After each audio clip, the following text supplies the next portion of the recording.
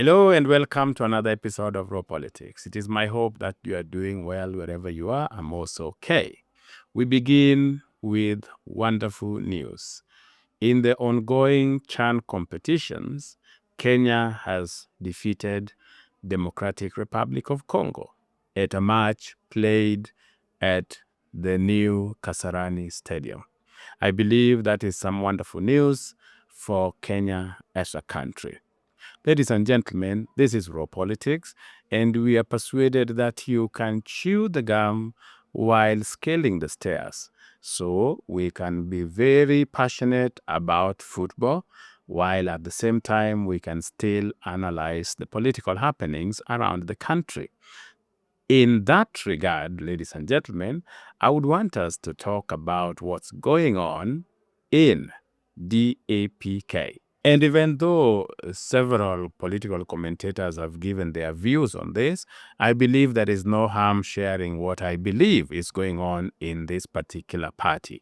If it is a topic that interests you, I'm urging you to continue watching. And if you are watching this channel for the first time, take a second, subscribe so that you are notified whenever we produce videos of this nature. And for those of you who have subscribed already, I want to really thank you for standing with this channel. Ladies and gentlemen, the history of DAP Kenya is a very short one.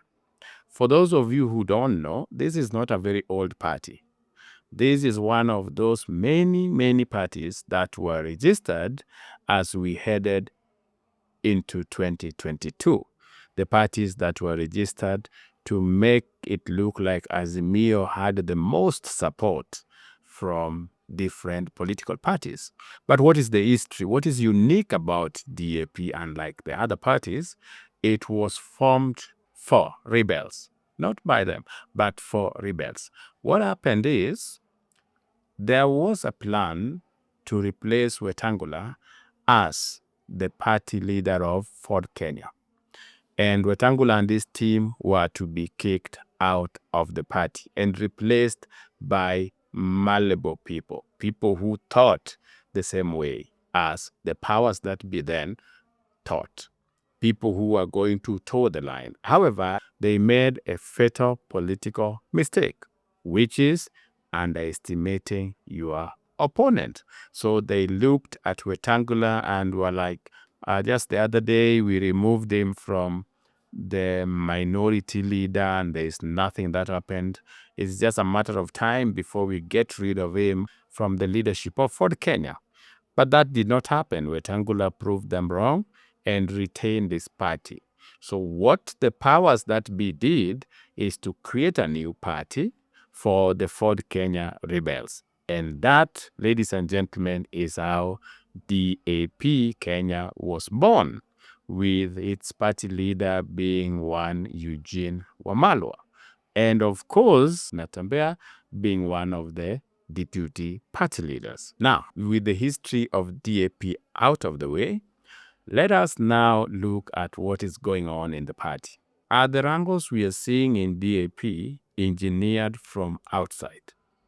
Like, is there somebody who is using another person within this political party to destroy it or to wreck the boat from within? Yes, I can say that partly it is engineered from outside. However, it is not engineered from the source you thought. William Ruto, in my opinion, gains nothing dividing DAP party. And here is why. DAP party is not a powerful or popular party. If you look at that party from the number of MCAs they have, from the number of members of parliament they have, it is not a party worth fighting to divide or to destroy. Even in Trans Nzoia, where DAP is supposed to be the majority party, UDA has more elected MCAs than that DAP. So it is not a popular party per se. It is not worth investing in to destroy. But there is somebody who might really be interested in causing conflicts within that party. And this is not some guesswork, ladies and gentlemen. The other day, the deputy party leader of DCP, the Honorable Cleophas Malala, went openly, publicly stood to really dismiss DAP party as a village party that should fold, I'm quoting him, and join DCP. I am not kidding. This is Cleophas Malala, the deputy party leader of DCP, Rigathi's party. This is Rigathi's spokesperson, Rigathi's mouth in the Western. And he was there telling Eugene Wamalwa and everybody who cared to listen that their political party was a very useless or insignificant. In fact, he said that party was not even a Bukusu party, that it was not even a popular Bukusu party. It was a clan party, a Trans Nzoia party that should fold. And so why would DCP be interested in causing internal conflicts in DAP? It goes back to what Rigathi Gachagua said.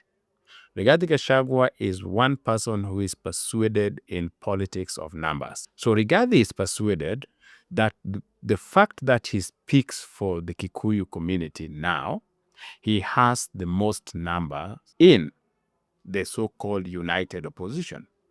But then he asks himself a question. What is Eugene bringing on the table? He is with us everywhere. Whether we go to Mount Kenya, Eugene is there. He is the party leader, yes, of DAP. But is he popular? Are people listening to Eugene in Western? Is he capable of bringing the votes from Western? Is he capable of defeating Wetangula and Oparanya and Mudavadi combined?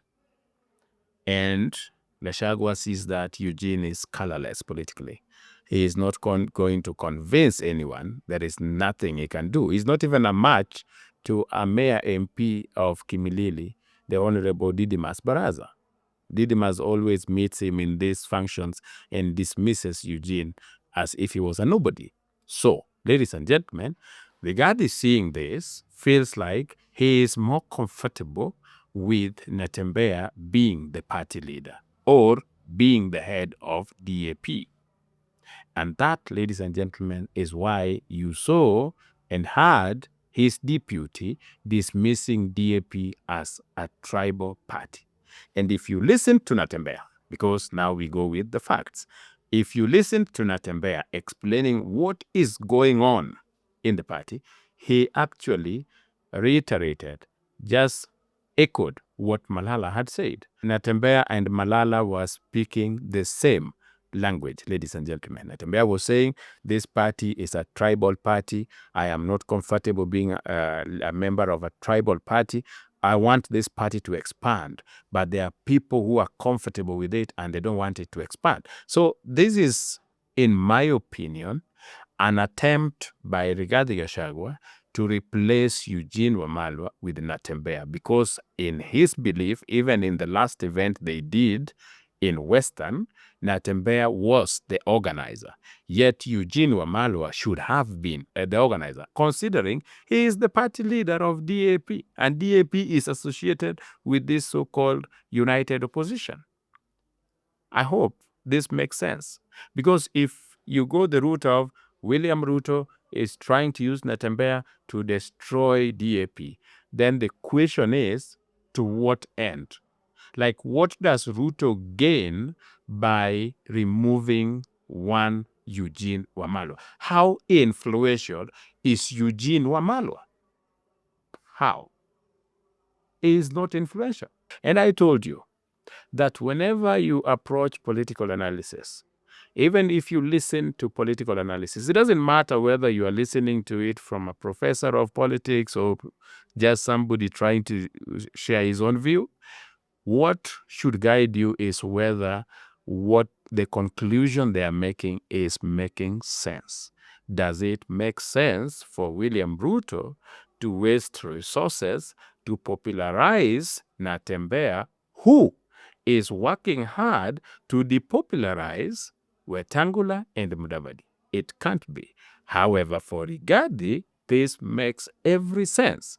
If he gets rid of Eugene, who they are seeing as a baggage, a political baggage, somebody who is just there with you, is colorless, he doesn't have a ground of his own. However, NATEMBEYA has some charisma and he can move some crowds, and that is what Rigathi Gachagua wants. In my opinion, Rigathi wants to get rid of Eugene Wamalwa and bring up NATEMBEYA.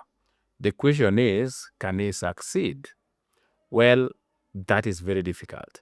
I told you, DAP is not a very popular party.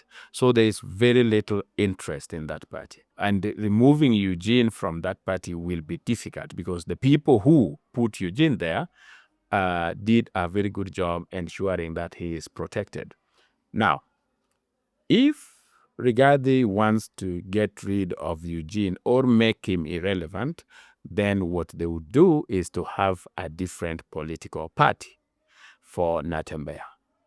And you remember, if NATEMBEYA is also seen to be promoting ideologies of another party, he might be kicked out of DAP. And now that we have IBC around, we might even see ourselves with a by-election. So NATEMBEYA is also going to try his level best to remain in DAP, because having an election now might be tricky for the likes of NATEMBEYA. And I told you the reason as to why NATEMBEYA makes most noise has everything to do with this desire to retain his seat. It's not like NATEMBEYA is going for president, as people say.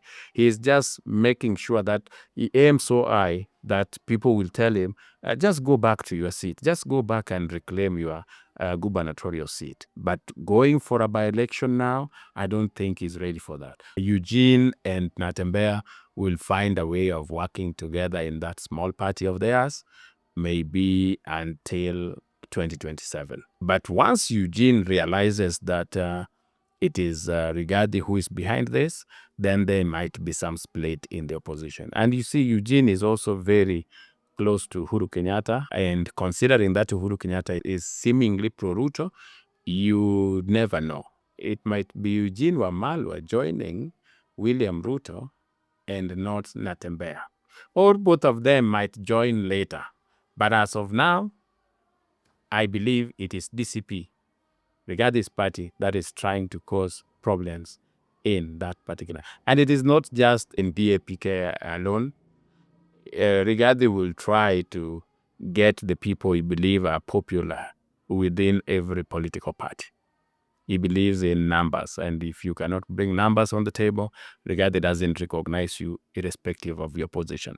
Ladies and gentlemen, just to recap, there are internal conflicts in DAP, okay? It has been initiated from outside. However, the person initiating it, in my opinion, is none other than Rigathi, because he feels NATEMBEYA is more influential than Eugene Wamalwa. According to him, Eugene is just a political baggage he needs to get rid of. Ladies and gentlemen, I hope you found value. If you did, like this video, subscribe, share it with your friend. And in case you are wondering why NATEMBEYA is all over with this Tawi movement, watch this video.